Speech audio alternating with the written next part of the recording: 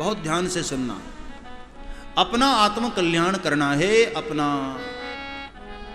मोक्ष प्राप्त करना है, जिस भी जीव को 3 साधन बताए गए, इन तीनों में एक भी पकड़ लो, पार लग जाओगे।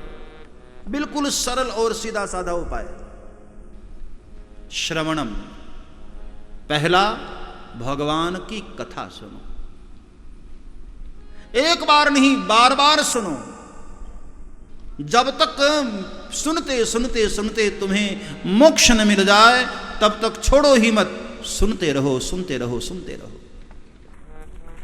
श्रीमद् भागवत में भी कहा गया, सदा सेव्या श्रीमद् भागवती कथा।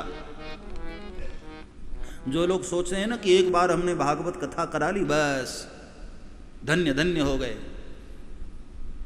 एक बार में होता क्या है साहब।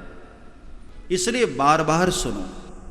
बार बार कथा श्रवण करने से हमारे जो संचित कर्म हैं वो धीरे धीरे धीरे धीरे नष्ट हो जाते हैं, और एक समय ऐसा हो जाता है कि जब हम पूर्णतया निष्पाप हो जाते हैं, तब जाकर भगवान की कृपा होती है और भगवान का साक्षात्कार होता है।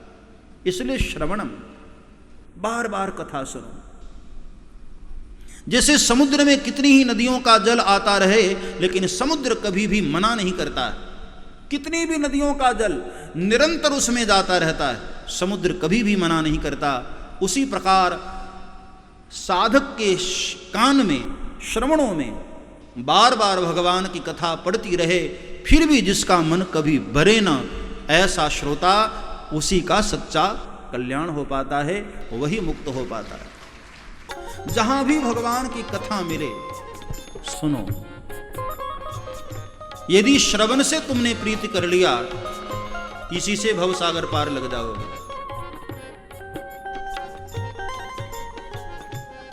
अच्छा, यदि किसी का मन कथा में न लगे, सुनने में मजा न आए, तो उसके लिए एक दूसरा उपाय बताया, कीर्तनम। भगवान शिव के नाम का कीर्तन करो, भगवान नारायण के नाम का कीर्तन करो, भगवान श्री राम के नाम का कीर्तन करो।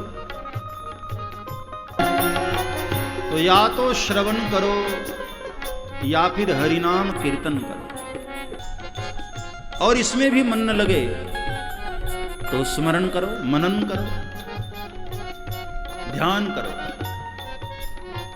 अपने मन में भगवान का बार बार चिंतन करो, इससे भी तुम्हारा कल्याण हो जाएगा।